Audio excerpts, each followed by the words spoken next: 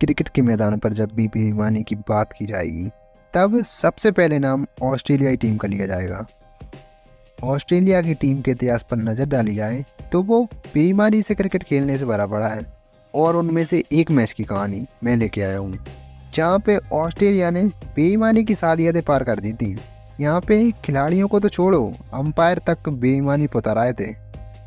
बात 2007-8 में खेली गई India versus Australia test series की। इस सीरीज के पहले मैच को ऑस्ट्रेलिया 307 रन से जीत चुका था। दूसरा टेस्ट भारत के लिए डू और डाई मैच होने वाला था। इस मैच में ऑस्ट्रेलिया ने बैटिंग की शुरुआत की।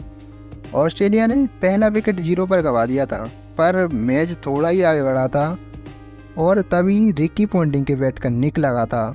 लेकिन रिकी पॉन्टिंग और एम्पायर ऐसे बिहेव कर रहे थे जैसे कुछ हुआ ही ना हो। पर ये तो बस शुरुआती थी। इस मैच में आगे जो होने वाला था वो क्रिकेट इतिहास के सबसे काले अक्षरों में लिखा जाने वाला था। इन सब के बाद में हरभजन सिंह और आरपी सिंह ने 134 रन पर ऑस्ट्रेलिया के 6 विकेट उड़ा दिए थे। अब ऑस्ट्रेलिया की तरफ से एक ही मेन बैट्समैन क्रीज पे था और इस मैच में भारत ड्राइविंग सीट पे था। पर इसके बाद जब साइमंड सिर्फ 30 रन पे थे तभी उनका इतना बड़ा निक लगा था। पूरी इंडियन टीम विकेट सेलिब्रेट कर रही थी, पर एम्पायर ने ऐसे रिएक्ट किया जैसे उसे कुछ सुना ही न दिया हो। पर ये तो कुछ भी नहीं था। आगे जो होने वाला था वो ऐसा था जैसे ऑस्ट्रेलियन प्लेयर जेंटलमैन गेम को बीच मैदान मार रहे हो।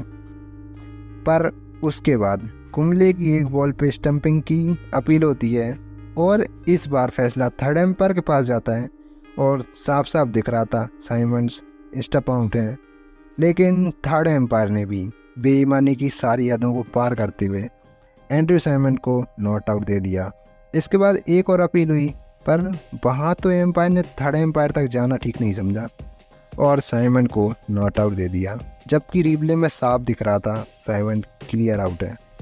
साइमंड ने इस बेईमानी की वजह से उस मैच में 162 रन की पारी खेल दी और इसके दम पे ऑस्ट्रेलिया ने 463 रन बना दिए थे। जब भारत का पहला विकेट गिरा तब वो बॉल नो बॉल थी, जो कि किसी को भी नहीं देखा था। अंपायर को पता था लेकिन उसने नो बॉल नहीं दी। खैर, ये सब तो सिर्फ शुरुआत थी। इसके बाद जो होने वाला था उसे देख के मैं सच बताऊं तो बहुत ज़्यादा अनकंफर्टेबल फील कर रहा था। कोई टीम मैच जीतने के लिए किस हद तक गिर सकती है ये सोच भी नहीं सकते हो। इन सब के बाद भी सचिन और लक्ष्मण की बेहतरीन पारियों की बदौलत भारतीय टीम ने 532 रन बना दिए और एक अच्छी खासी लीड ले ली। पर दूसरी पारी में ऑस्ट्रेलिया ने हेडन और हसी की पारियों की बदौलत 401 रन बनाकर पारी डिक्लेयर कर दी और भारत को मैच जीतने के लिए 383 रन का लक्ष्य दिया था। पर मैच में इतना टाइम नहीं था कि इस लक्ष्य को चेस किया जा सके, इसलिए भारत इस मैच को ड्रॉ के लिए खेलता है और द्रविड़ इस काम को बखूबी कर भी रहे थे। पर साइमंड की बॉल पे निक की अपील हुई और अंपायर ने उन्हें आउट दे दिया। लेकिन साफ साफ दिख रहा था कि बैट बॉल से कोसों दूर है।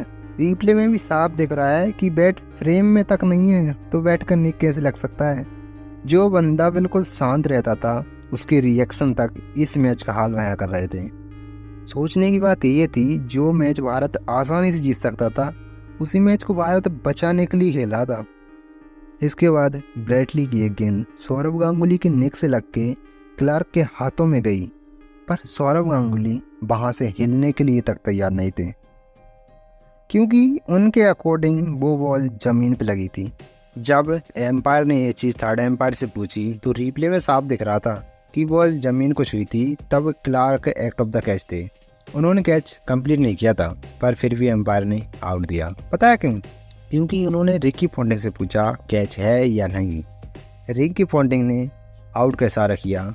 उनके कहने पे स्टीव बकनर ने एक बार फिर जेंटलमैन गेम की बलि चढ़ा दी। अब भारत इसके बाद मन से तो हार ही गया था, पर ईशांत शर्मा के इस विकेट के साथ मैच भी हार जाता है और ये दुनिया का इकलौता मैच बन जाता है जहां प्लेयर्स को एम्पायरिंग करते देख रहे थे।